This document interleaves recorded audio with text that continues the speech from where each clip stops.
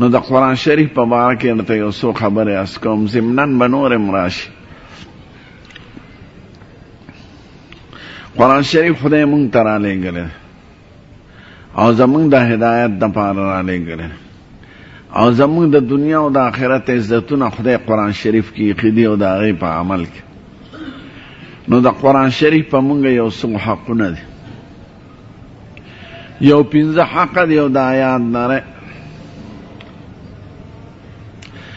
اول حق دا دی چې ایمان به پرې راوړو، دا به عقیده لرو چې دا د خدای اخیری پیغام دی، دا د خدای اخیری هدایت دی، دی باندې خدای آسمانی هدایتونه ختم کړي دي، د دې نه پس بل هدایت، بل آسمانی کتاب، بل رڼا او بل شریعت او بل قانون چې خدای په هغې خوشحاله دی نشته او نه راتلونکي شته.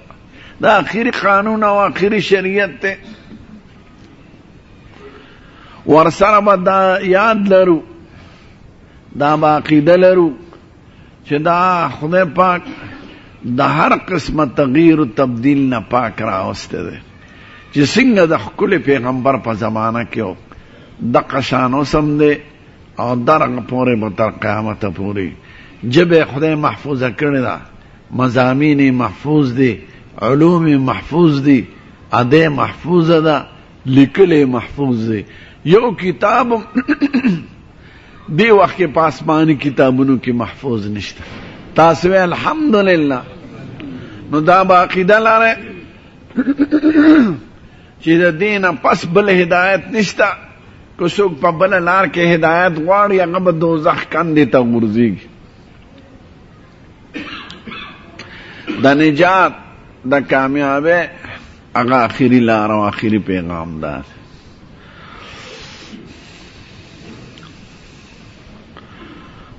دا ړومبۍ عقیده ده. دویم د دې تلاوت تیرونو، هر سړی بس ناسه تلاوت کوي. تلاوت یې دویم حق ده. څومره به کوي؟ نو څه عالمانو یې قرآن شریف به 7 ورځو کې کم از کم خلاصوي، ځکه قرآن شریف 7 منزله دی او صحابه و کرامو به عام یو منزل وی. سورت فاتحه نه سورت مائده پر، مائده نه سورت یونس پر، یونس نه بنی اسرائیل پر، بنی اسرائیل نه سورت شعراء پر، سورت شعراء نه والصافات پر، والصافات نه سورت قاف پر او د قاف نه تر اخره پورې. د 7 منزله دي، روزانه به یو منزل وی. دویمه ډله د عالمانو وی، زمونږ امام ابو حنیفه هم دا وی چې کم از کم 40 ورځو کې قرآن شریف سړی خلاص کړي، نو قرآن شریف حق به ادا کړي. څه عالمان وایي چې په یو کال کې قرآن شریف د خلاص کړه نو د حق یې ادا کړه. نو که څوک په 7 ورځې په 40 ورځو کې هغه آخري د ټولو نه کمه په یو کال کې تلاوت نه کړي، قرآن شریف خلاص نه کړي، د یو حق د قرآن شریف ادا نه کوي، دی په دغه حق باندې نیولی کېږي. چې چا قرآن شریف د سره ویني نه هغوی به څه کوي؟ سرمن به وباسي. نو دویم حق یې لوستل دي، دریم حق په ځان پویول دی. خدای خو مونږ له رالیږلی، تاسو له چې د بل راشي، د بجلۍ، د ټیلیفون او د ګیس او پیګې پینه، نو کله یو ته ښایي کله بل ته ښایي.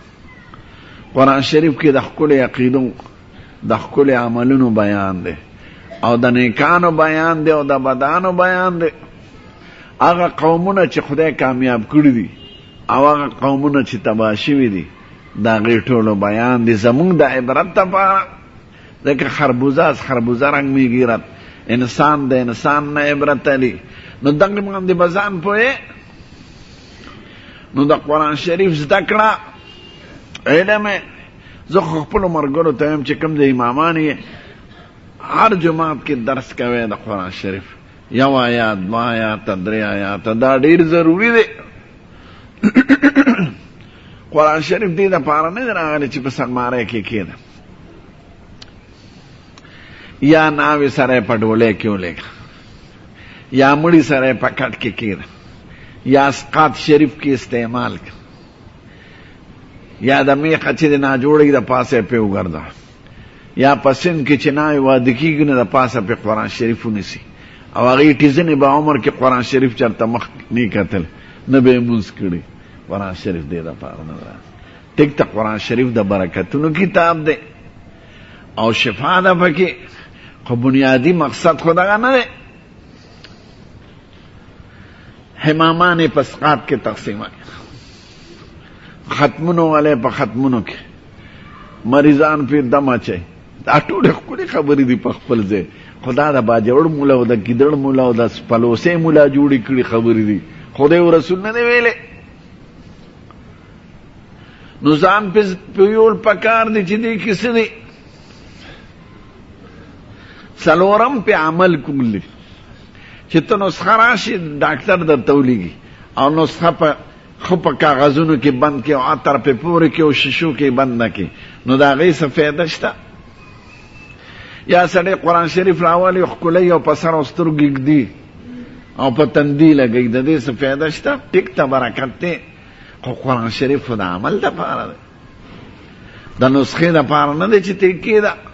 نسخه خو هلې فایده کوي چې هغې کې څه لیکلي هغه دارو والی او استعمال یې کې. نو څلورم پې عمل دی.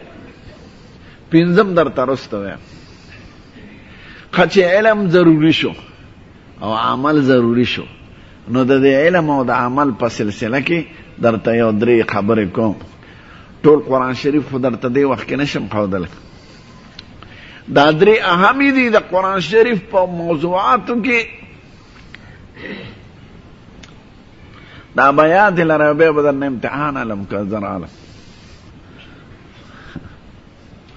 د ټوکو خبرې نه خپه خو نه یې که نه، او که خپه شئ نو څه به وکړې، والې خو مې نه شي، خو زما صافه صافه خبره خوښ ښایي. زه ستاسو خیر خوایم او تاسو زما خیر خواه انشاءالله. دا علم او د عمل په سلسله کې چې په مونږ حقونه دي یو درې مثاله درته ښه. اول هغه ګناه چې قرآن شریف کې ذکر ده چې خدای وایي زه یې نه بخم. هر ګناه که غواړې زه وغواړم نو زه به یې درته بخم، خو یوه ګناه درته نه بخم. دې قطعي فیصله ده، اټل فیصله ده. نو دغه ګناه زده کول پکار دي که نه چې سړی تې ځان وساتي چې خدای راته ویلي دي چې زه یې نه بخم.